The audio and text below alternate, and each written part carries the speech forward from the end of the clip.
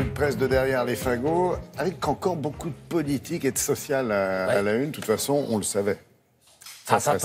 Ouais. Suspense, J-2. Dans 2 jours, on connaîtra le contenu des ordonnances réformant le Code du travail. Et en préambule à ce temps fort de la rentrée, eh bien, on vit de grands moments tactico, syndicalo, politico, patronaux, journalistiques. Alors, c'est subtil, c'est du haut de gamme. Prenez l'Opinion. L'Opinion est un journal libéral, proche du MEDEF. On peut donc imaginer qu'il est bien informé sur les attentes et les espoirs des patrons. Aussi, quand le journal écrit à la une que les responsables du MEDEF sont rassurés sur le volet social de la réforme, qu'ils apprécient le discours du gouvernement à leur égard, et qu'entre le gouvernement et eux, la confiance est installée, eh bien, on peut croire l'Opinion. Après, il faut faire attention, ce trop-plein d'amour, il faut savoir le gérer.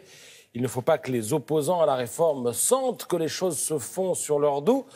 Voilà pourquoi, au moment où s'ouvre l'université d'été du MEDEF, eh bien, il est prévu que le gouvernement s'efforce d'éviter les déclarations enflammées, peut-on lire dans l'Opinion. D'ailleurs, on va même éviter les déclarations tout court, puisque ni Emmanuel Macron, ni Édouard Philippe, le Premier ministre, ni même Muriel Pénicaud, la ministre du Travail, ne feront le déplacement. Contrairement à l'usage. Il ne faut pas être vus ensemble. Vivons heureux, vivons cachés. Et quand on le questionne sur ce sujet, eh bien Pierre Gattaz fait un peu le benêt. Il dit « Je peux comprendre l'absence du président et de son Premier ministre. Les ordonnances sont attendues jeudi et cela doit beaucoup les occuper. » Alors, ce morceau d'anthologie de la filouterie tactique, eh bien, vous pourrez le lire dans Le Parisien, auquel le patron du MEDEF accorde une interview exclusive ce matin. Surtout, ne lâchez rien, supplie Gattaz. Sa grande hantise, c'est que le gouvernement recule sur le plafond des indemnités patronales. Et pas trop mal, justement, on va revenir, parce que ce plafonnement, justement, c'est précisément la hantise du gars d'en face, comme on dit, Philippe Martinez, ci-devant patron de la CGT. La une et 3 pages d'interview ce matin dans l'Humanité. 85% des jugements au prud'homme le sont pour faute grave d'un patron, assure Martinez.